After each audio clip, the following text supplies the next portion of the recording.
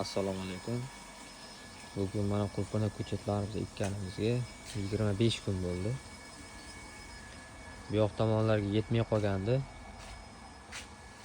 Kecha olib kelib ko'chatlarini xudo xolasa bugun endi ekishni boshlaymiz obeddan keyin.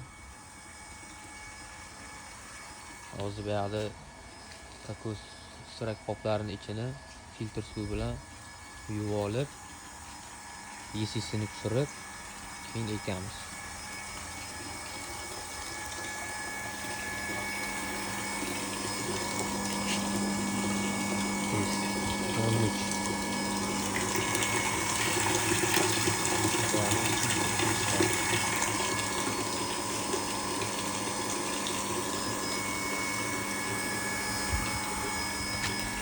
Orqadagi membranasi, bu yoqda suv kelyapti, birinchi filtrdan o'tadi.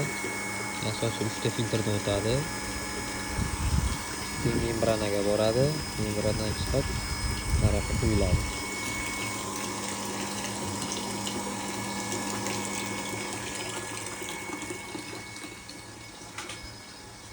Ko'chatlarni qanday ekilishi hammasini video qilib postga qo'yaman. Albatta hammaga kerakli videolar bo'ladi.